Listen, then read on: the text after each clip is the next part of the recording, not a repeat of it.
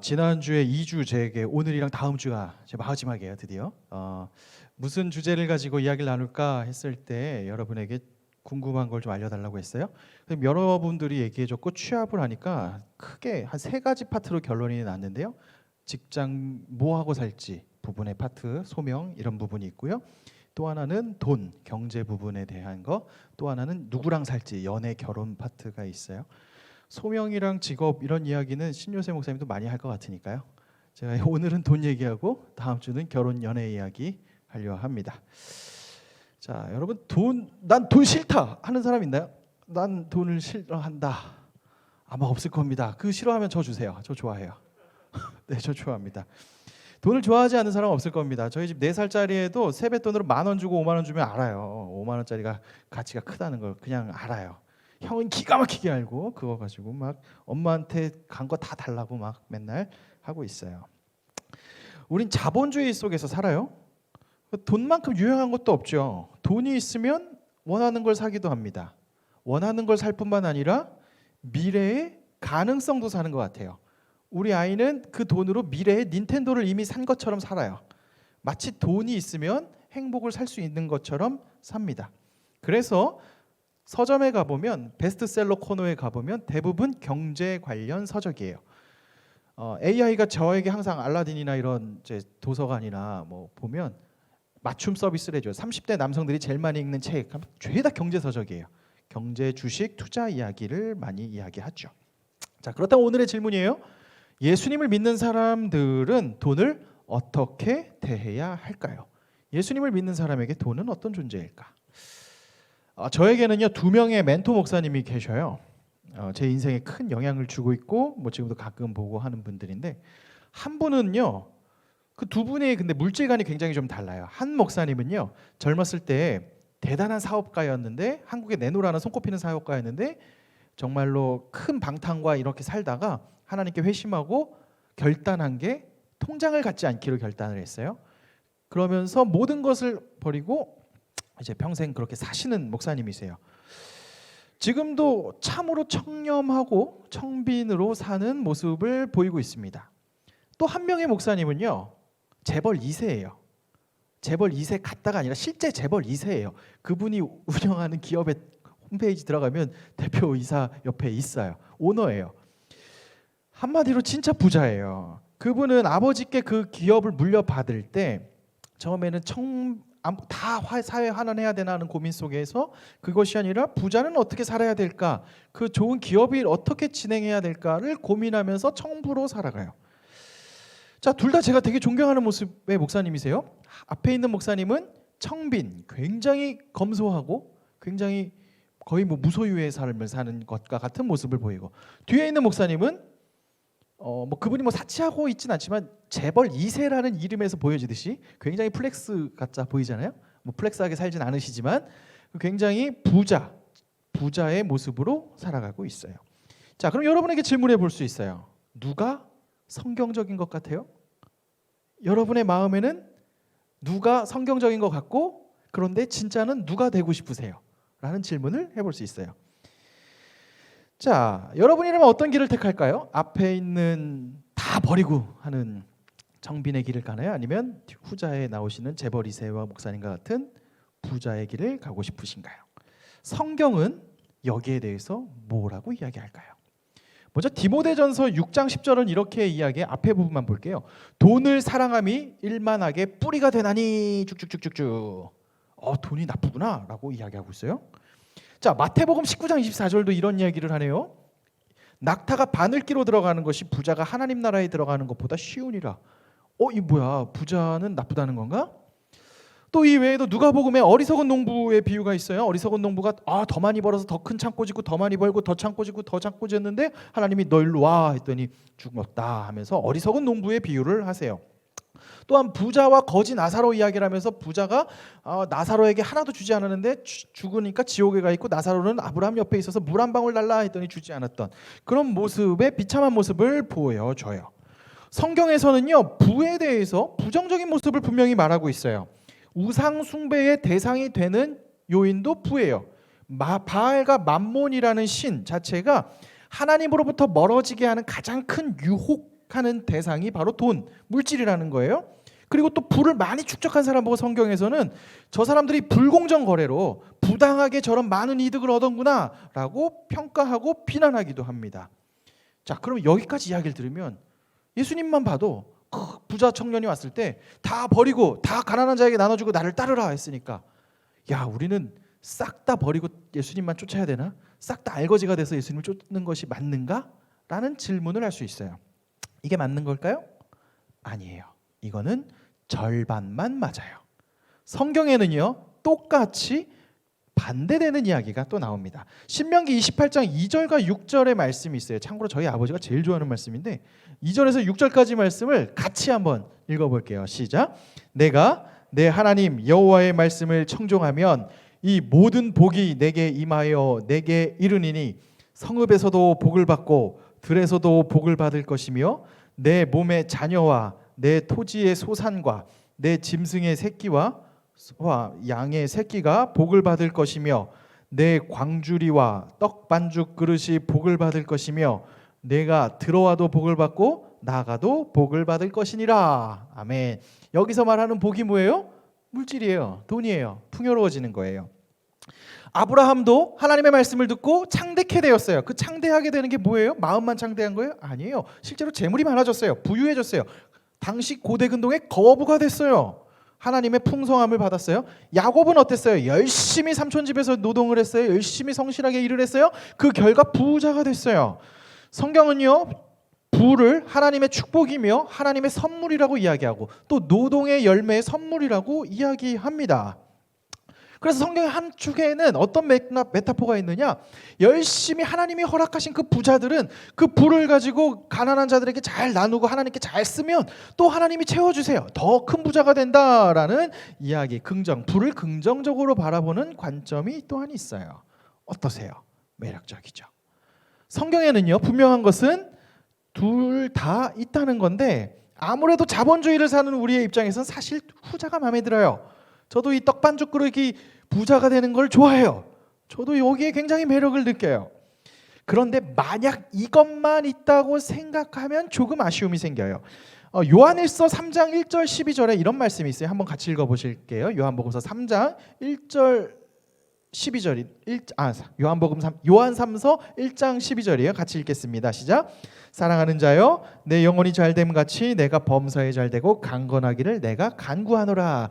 이 말씀은 굉장히 유명해요. 특히 한국에서. 왜냐하면 우리 가까운 여의도에 있는 한 큰 교회에서 이 맥락을 가지고 그 목사님께서 설교를 하셨어요. 그 신학의 핵심이죠. 내 영혼이 잘됨 같이, 영혼도 잘 되는데 건강도 가해지고 건강도 먹었는데 돈도 버는 범사에 잘 되는 삼중 축복이라 그래요. 예수 믿고 싹 다 먹어라. 기가 막히죠. 그래서 산업화 시대 때 수많은 사람들이 벌떼같이 몰렸죠. 나쁜 뜻이 아니에요. 좋아요. 좋은데 마치 그것만 있다 생각하면 부자가 되지 못한 사람은 어떨 건데? 하나님이 저주를 먹은 건가? 건강하지 못한 사람은 뭐야? 저주를 먹은 건가? 아까 말한 이 첫 번째 것만 생각하는 것이, 그 관점으로 세상 물질관을 다 보는 것이 소위 말하는 기복주의예요. 번영신학이라기도 해요. 근데 이게 되게 조심스러운 게, 성경에는 분명히 그 기복과 번영의 신학을 이야기하고 있지만 마치 그것만이 전부다라고 생각하면 어느새 우리는 자신의 욕망을 거룩한 이름으로 포장해요. 나 더 큰 욕심 가지고 더 큰 부자 되고 싶은 욕망을 성경의 이름으로, 거룩의 이름으로 엄청 포장해요. 제가 이번 주에 재정 관련돼서 책을 굉장히 많이 보려고 도서관에서 보고 하다가 우리 기독교계의 베스트셀러가 있어요. 왕의 무슨 재정이라고 있어요. 실명을 얘기했네. 하여튼 굳이 추천해주고 싶진 않은데 그 책이 딱 요 메커니즘이에요. 자기가 했는데 마티즈를 헌금했더니 벤츠가 돼서 돌아왔더라. 돈 넣고 돈 먹기, 기가 막힌 번영신학인데 뭐 그걸 비하하고 비난하는 게 아니에요. 저는 그 신앙을 되게 존중하고 존경하는데 마치 그러한 신학관만 있다면 부자가 되지 못한 사람들은 노력하지 않았다. 아니, 부자가 되지 못한 사람들은 하나님의 저주를 받은 거예요. 나는 하나님의 복도 받았고 세상에서 돈도 누리고 많은 거를 누리는 거죠. 자, 그런데 이런 관점이 분명 우리 시대에 많이 팽배했었어요. 근데 기독교계에서도 여기에 반발이 있어요. 사실 여러분 이것만 듣다 보면 약간 염증이 생기잖아요. 그러다 보니 반대극부로 청빈에 대한 열풍이 불기도 했어요. 우리 플렉스 스님은 있었지만 플렉스 스님 전에 이제 진짜 무소유의 스님이 열풍을 불었죠. 그러면서 사람들이 얘기해요. 야, 종교인들은 무소유로 살아야 되는 거 아니냐 하면서, 야, 무슨 교회가 재산이 있어. 야, 영신교회 보면서 무슨 건물이 이렇게 커. 야, 교회가 헌금 받아가지고 건물만 때려박았어. 부자점들 하면서 욕하는 프레임들이 점점 오게 돼요. 뭐 일면 맞기도 하고요. 그 사람들의 관점에서는 야, 교회가 다 팔아가지고 다 그냥 싹 다 가난한 사람들 줘야 되는 거 아니냐라는 이야기를 하기도 하죠. 그러면서 울지마 톤지에 나오셨던 이태석 신부님이나 또는 청렴하게 살았던 뭐 기독교 목사님들이나 뭐 어떤 누군가의 이야기들이 있으면 끊임없이 소비해요. 근데 재미있는 거는 그 청렴을 이야기하시는 분들 대부분 그 이미지를 소비할 뿐 자기는 그렇게 살지 않아요. 그러니까 이 청빈의 삶을 살지 못하는 사람들이 이제 그 이미지만 소비하고 손가락질하는데, 어쨌든 두 가지 축이 있다는 거예요. 앞에 아까 말한 돈에 대한 성경의 관점은 부자가 되사 하나님의 큰 부자가 된다는 관점이 있고요. 또 하나의 관점은 청빈으로 살아야 되는 관점이 있어요. 이게 부정적 관점과 반대 긍정적 관점이 있는 거죠. 근데 여기서 중요한 게 돈에 대해서 긍정적인 관점에만 다 빠져 있으면 결국 우리는 기복주의 번영에 빠지게 돼요. 그래서 가난한 자와 소외된 자를 노력의 결핍으로 손가락질할 수 있게 되죠. 굉장히 위험하게 빠지게 되고요. 반대로 부정적인 관점에만 빠지면 금욕주의에 빠져요. 금욕주의에 빠지면 아까 말한 대로 정죄가 일삼게 돼요. 너는 예수 믿는데, 제가 아직도 기억나는 게 제가 20살 때 저희 선배가 제가 오토바이 20년 된 오토바이를 알바해서 열심히 알바해서 샀더니 저를 무슨 자본주의의 개로 얘기하면서 뭐 그걸 팔아가지고 동생, 물론 나중에 그 선배를 보니까 본인은 더 그냥 개방하니 같이도 하는데, 그런 걸 보면 정죄하는 사람들의 그 마음에는 그게 쉽게 있지 않아요. 그 금욕주의는 결국 정죄와 도덕주의, 율법주의로 빠지게 된다는 거죠. 자, 지금까지 정리해 보면 성경에서 부에 대한 관점은 두 가지가 있다고 얘기했어요. 긍정의 이야기, 부정의 이야기. 중요한 것은 둘 다 있다는 거예요. 그럼 질문할 수 있어요. 아니, 성경에서 하나만 이야기하지 왜 둘 다 이야기해? 이것을 가지고 저희 김학철 교수님은 이런 표현을 하더라고요. 잠도 안 자고 공부만 하는 애한테 야, 너 좀 잠 좀 자라 라고 말하는 것과, 진짜 맨날 퍼질러 자기만 하는 애한테 야, 잠 좀 그만 자 얘기를 할 수 있지 않냐, 부모님이. 성경은 시기와 때가 다르게 기록되어 있기 때문에 상황에 맞춰 부에 대해서 하나님의 메시지를 준 것이다. 그렇기 때문에 성경에는 부에 대해서 긍정적인 메시지도 있고요, 부정적인 메시지도 동시에 있어요. 그러면 우리는 뭘 해야 되냐? 그러면 성경은 긍정, 부정 다 있으니까 내 마음대로 막 살면 됩니까? 아니에요. 긍정과 부정의 메시지가 있지만 동시에 성경에서 아우르는 메시지가 있어요.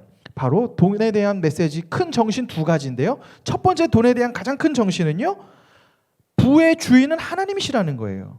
부의 주인은 하나님이시라는 것과, 두 번째는 그 부를 가지고 가난한 자를 돌보라라는 이야기가 성경에 전반적으로 처음부터 끝까지 나오는 정신이에요. 부에 대해서 긍정, 부정의 관점은 가질 수 있으나 그 부는 하나님이 주셨다는 첫 번째 관점과 그 부를 가지고 가난한 자를 도우라는 두 번째 관점이 나와요. 그렇다면 그 두 가지의 성경에 공통된 관점이 있다면, 그럼 오늘을 살아가는 우리는 뭘 해야 됩니까? 무엇을 해야 될까요? 세 가지로 이야기해 볼게요. 첫째는요, 하나님이 모든 것의 주인이시라는 고백을 할 수 있어야 돼요. 이 전제점이 중요해요. 제가 지금 여러분 돈 버는 경제학 수업 하는 게 아니에요. 교회 돈 벌라고 나오면 뭐가 잘못된 거예요. 돈 벌라고 나오시면 경제학 책을 들으고 유튜브를 보시고 알아서 투자 강의를 들으시고 그 책들을 보세요. 교회는 돈 버는 방법을 어떻게 돈을 버는지를 알려주는 곳이 아니에요. 여러분들에게는 전제점이 있어요. 신앙인들에게는 어떤 전제점이 있냐? 바로 시편 24편에 대한 전제점이에요. 시편 24편 1절의 말씀 같이 한번 읽어볼게요. 시작. 땅과 거기에 충만한 것과 세계와 그 가운데에 사는 자들은 다 여호와의 것이로다. 그리스도인들에게는 놀라운 전제점이 있어요. 전제점이에요. 설득의 관점이 아니라 뭐냐? 모든 것이 하나님이 만드셨고 하나님의 것이라는 전제점이에요. 하나님이 세상을 만드시고 동물을 만드시고 이 모든 것을 만드시고 나도 만드시고 우리 인간에게 하나님이 만드신 이 땅들을 다스려라라는 권한을 위임받은 대리자라는 거예요. 권한을 위임받은 대리자는 그 관점을 가지고 살아가야 돼요. 만약 이 세상의 모든 것이 하나님이 주인이 아니고 그냥 내 거고 내 주인이고 내가 가진 것은 다 내 거고 제 거는 내가 뺏어야 되는 것에 관점을 간다면 하나님께 기도할 이유는 뭐예요? 하나님께 기도할 이유가 없죠. 그 물질들에 기도하면 돼요. 우상 숭배가 별게 아니에요. 이걸 하게 해주세요. 근데 우리가 하나님께 기도하는 이유는 이 모든 것이 하나님의 것입니다라는 전제가 있기 때문에 하나님께 기도하는 거지만 그게 없다면 취업의 신에게 기도해야 되고요. 물질은 물질의 신에게 기도해야 되고요. 명예는 명예의 신에 기도하는 거죠. 풍요를 바랄 때 고대인들이 소의 형상을 만들고 비나이다 했듯이 오늘 우리는 뭐예요? 코인의 형상을 만들, 코인 떡락했으니까 그럼 뭐 지폐 만들고 뭐 주식 뭔지 모르겠네요. 하여튼 이런 뭐 잘 나가는 거 만들어 가지고 이제 비나이다 해야겠죠? 그게 우상이에요. 아이돌이에요. 우상이 뭐냐? 아이돌이라는 건데요. 아이돌이 뭐냐? 우리나라에서 아이돌은 좀 다른 용어로 쓰이긴 하지만 우상이라는 건 상상하는 대상이에요. 어떤 상상의 대상이냐? 내 소원을 이루어줄 대상이에요. 그러니까 한마디로 내가 그래서 그것을 숭배해요. 그 숭배의 대상은 내가 상상하는 어떤 기대를 이루어줄 거라고 기대하면서 계속 그 대상을 숭배하는 거예요. 그런 점에 있어서 곱씹고 오늘 한국 사회에서 우리가 살고 있는 사회에서 우상으로 가장 위대한 큰 우상은 돈이죠.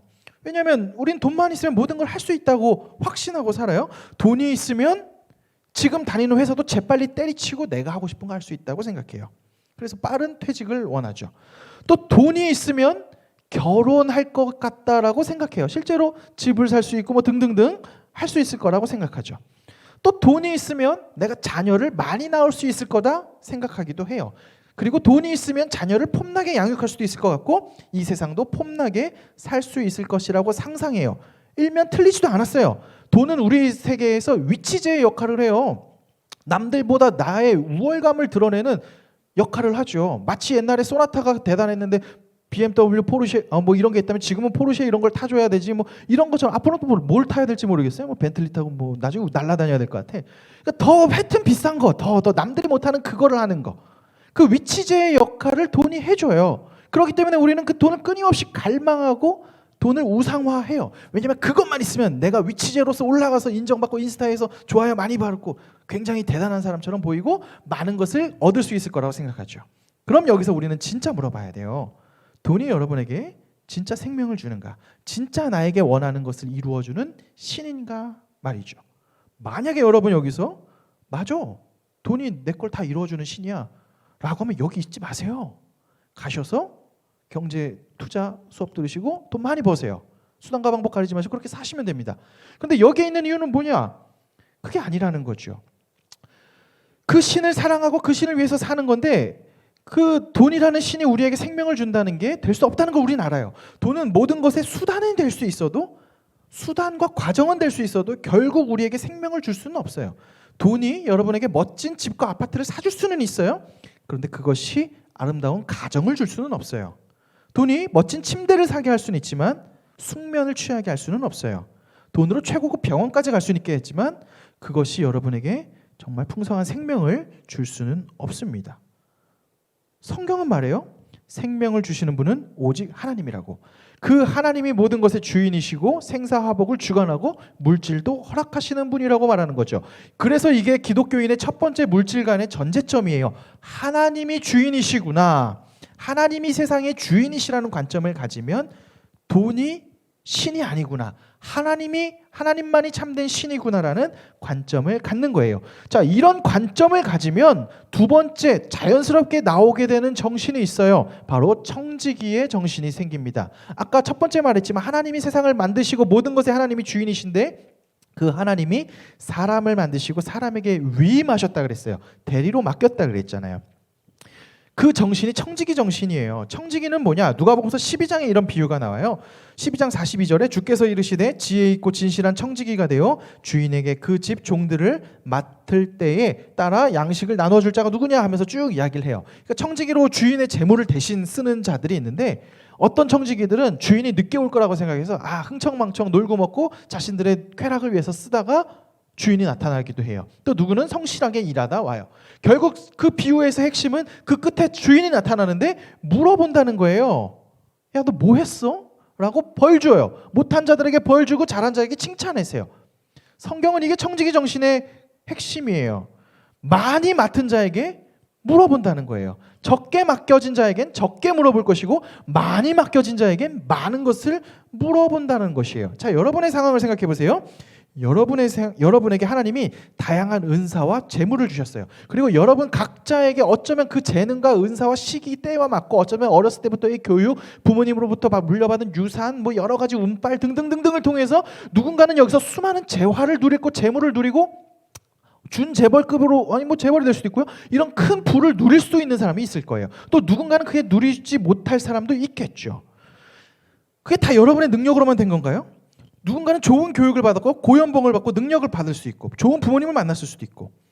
그런데 성경은요, 그 많은 재화를 받고 많은 능력을 가진 자에게는 중요한 질문을 해요. 물어본다는 거예요. 어떻게 썼는지 물어본다는 거예요. 많은 걸 준 애한테는 많은 걸 물어본다는 거예요. 이것이 청지기예요. 청지기는 주인에게 받은 걸 가지고 어떻게 살지를 고민하는 자예요. 그러니 여러분에게 청빈의 삶을 바라라, 다 팔고 예수님을 따라라, 청년 때 다 팔고 따라라. 아유, 나부터 아무것도 못 팔아요. 나부터도 잘 못하는데 뭘. 그 맞지 않아요. 청빈의 삶을 정말 그렇게 살 사람은 그렇게 사세요. 그냥 아무 말 하지 말고. 모든 걸 다 팔아라? 그것만이 정답이 아니라는 거예요. 존 웨슬리 목사님, 감리교회 창시자인 존 웨슬리 목사님도 얘기해요. 그리스도인들에게 뭐라고 얘기했냐? 돈에 관해서 설교의 책을 쓰면서 세 가지를 이야기했어요. 첫 번째, 그리스도인이 해야 되는 그 첫 번째는요, 정직과 성실함으로 돈을 최대한 많이 벌어라. 많이 벌라고. 여러분 지금 자본주의에 살고 있어요. 나는 사회민주주의에 살고, 사회인민주의, 뭐 공산주의 살고 계신가요? 여기 있지 못하겠죠. 여러분 자본주의에 살고 있어요. 이 자본주의에서 여러분 벌 수 있으면 최대한 많이 버세요. 단 정직과 성실함으로 최대한 열심히 버세요. 그리고 웨슬리 목사님은 두 번째 이야기를 해요. 뭐냐? 최대한 열심히 저축해라. 저축해라가 뭐냐? 그냥 뭐 미래 투자를 위해서 더 큰 권력을 갖기 위해서 투자해라 아니라, 사치와 아까 말한 위치제, 남들에게 과시하기 위한 역할로서의 돈을 낭비하지 마시고 돈을 잘 모으라. 그리고 나서 세 번째 이야기하는 게, 그렇게 모은 걸로 가난한 자들에게 나누라, 이웃들에게 나누라 라고 웨슬리 목사님은 이야기를 하고 있죠. 그러니 이게 청지기 정신이에요. 청지기 정신은 뭐냐? 나에게 많은 것을 주신 사람들에게 그 많이 주은 것에 대해서 책임감을 가지고 왜 이렇게 많이 주셨지? 묻는 거예요. 제가 존경하는 아까 말한 재벌 2세 목사님은 물어봐요. 그 기업 회사에 들어가면 하나님의 정신을 대놓고 이야기하고 있어요. 그럼 그렇게 살려고 몸부림치세요. 저는 굉장히 대단하죠. 여러분도 이 사회에서 뭐 청빈의 삶을 살 사람들 그렇게 사세요. 네, 존경합니다. 근데 그게 아니라 나 많이 벌고 싶은 욕망이 있어요. 버세요. 최대한 버시고 사세요. 그걸 가지고 여러분의 허한 마음을, 인정받고 싶은 욕구를 채우는, 나 좀 사랑해줘 쭈쭈쭈쭈 이런 삶을 사는 게 아니라, 이것을 가지고 열심히 모아서 열심히 부를 누리면 이것을 가지고 나누세요. 이것이 청지기의 정신이에요. 그래서 나온 세 번째, 바로 가난한 자를 돌보라. 이게 성경이 말하는 세 번째 우리의 관점이기도 합니다. 인류 역사상 시기와 때는 다를 뿐이지 부자와 가난한 자는 늘 있어요. 그런데 성경은요, 여기 가난한 자에 대해서 독특한 관점의 이야기를 해요. 그들에게 선대하라고 해요. 근데 왜 선대하냐? 뭐 동정심으로 선대하냐?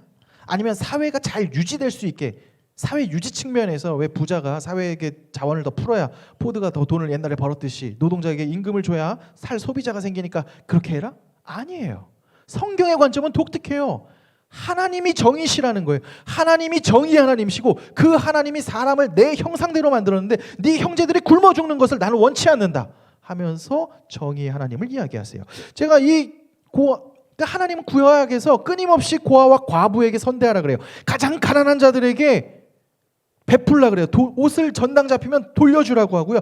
그들이 최소한 살아갈 수 있는 여지를 만들어두라 그래요. 그냥 구걸하는 자들에게 돈을 주는 개념이 아니라 그들이 일할 수 있는 터전을 만들어주고, 성경은 굉장히 그 고대 시대부터 이야기를 해요. 심지어 우리가 올 초에 했던 룻기에 보면 보아스가 가장 선대의 모습을 잘 보여줬지만, 밭 일부에서도 레위기 23장에서도 보면 밭을 벨 때 다 베지 말고 일부를 남겨두어서 가난한 자와 이 사람들이 일을 해서 이 수확을 먹을 수 있도록 기회를 남겨두라라고 이야기를 하는 거죠. 왜 그럴까요? 그리고 또 예수님께서도 가난한 자들에게 한 것이 곧 나에게 한 것이라고 말씀하고 있어요. 아까 존 웨슬리 목사님도 많이 벌고 많이 저축하면 그것을 가난한 자들에게 베풀라라고 이야기를 해요. 제가 이번 주에 굉장히 여러 책들을 보다가 여러분에게 이 책은 관심이 있는 분들, 사회정의, 경제정의에 관심 있는 분들에게 추천해주고 싶었어요. 하나님의 경제정의라는 책인데요. CLC 출판사에서 나온 앤드루 하트로프라는 분이 쓰셨어요. 제가 왜 이 책을 보고 이 양반 책은 볼만하겠다 싶은 이유가 이분이 경제학 박사인데 동시에 신학 박사이고 심지어 지금 영국에서 목회를 하고 계세요. 성공회 목사님이세요. 그러니까 굉장히 여기서 처음 전제점부터 말해요. 무엇이 정의이냐?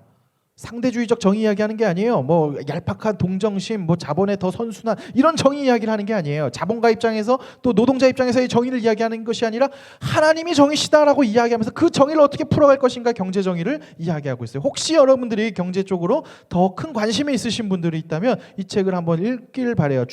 사주진 않을 거예요. 돈 없어요. 알아서 사세요. 네. 네, 하나님의 경제정의라는 책 한번 보시면 좋겠어요.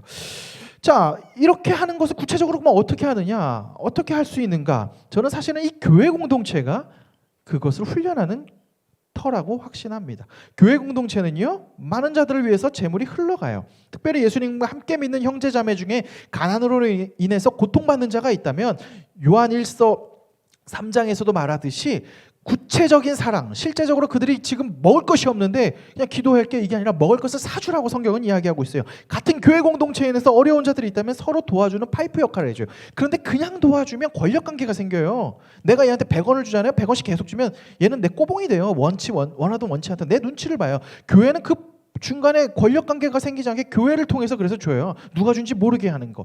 교회의 역할은 그런 선순환의 역할이 있는 거죠. 공동체를 통해서 도와주는 것.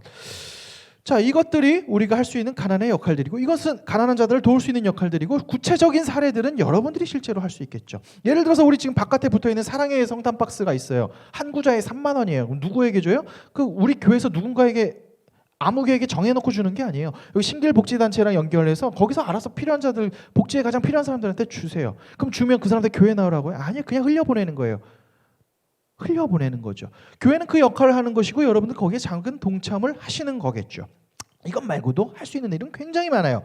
누군가는 구조적인 것에도 관심이 많을 수 있고요. 누군가는 개인적인 소소한 것에 관심이 많을 수 있어요. 각자의 자리에서 무엇이 옳다 그르다 얘기하고 싶지 않아요. 우파와 좌파의 논리로 이야기하고 싶지 않아요. 성경의 말씀에서는 그 경제정의는 나의 자리에서 내가 할 수 있는 걸 하는 게 중요해요. 하나님이 나에게 모든 걸 주셨고 나는 그것을 맡긴 자라면 나의 자리에서 나는 무엇을 할 수 있을지, 우리는 또 무엇을 할 수 있는지 고민하는 것, 그것이 경제에 대해서 우리가 성경이 이야기하는 바죠. 이제 말씀을 슬슬 맺어볼게요.